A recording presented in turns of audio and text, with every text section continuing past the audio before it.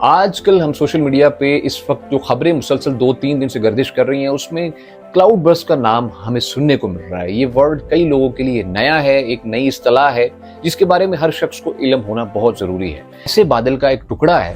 جو کہ گرم اور ٹھنڈی ہوا کے تصادم کے بعد وجود میں آتا ہے۔ ہوتا یہ ہے کہ گرم ہوا جب اٹھتی ہے اور زیادہ تر آپ کو بتاتا چلوں یہ پہاڑی سلسلوں میں ایسا ہوتا ہے، جیسا کہ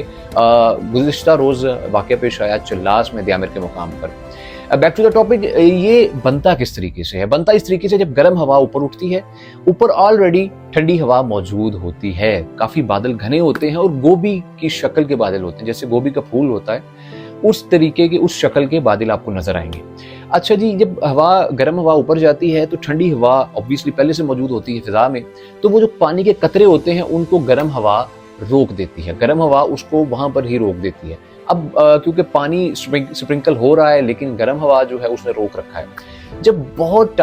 کچھ ٹائم تک گرم ہوا اور سرد ہوا کے تصادم کی وجہ سے وہ پانی ایک جگہ اکٹھا ہونا شروع ہو جاتا ہے، تو جیسے ہی ہوا کا پریشر کم ہوتا ہے، جو گرم ہوا ہوتی ہے اوپر اٹھ رہی ہے اس کا جیسے ہی پریشر کم ہوتا ہے تو ایک دم سے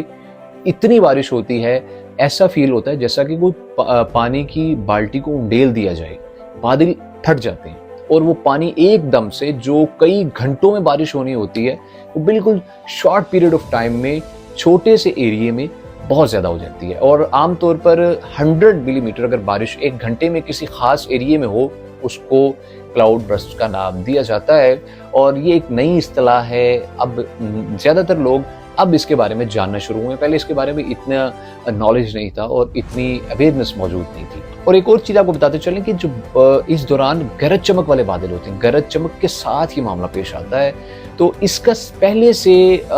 کوئی اعلان نہیں ہوتا اور یہ اچانک سے معاملہ پیش آتا ہے، اور یہ بہت زیادہ بھی نہیں ہوتا،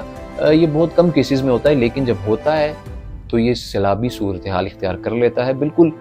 کلین ایریا بھی ایک ایسی شکل اختیار کرتا ہے جیسے کہ یہاں پر بہت زیادہ سیلاب آ چکا ہے، اور اس سے اربن فلڈنگ وہ بڑھ جاتی ہے، اور اس کے علاوہ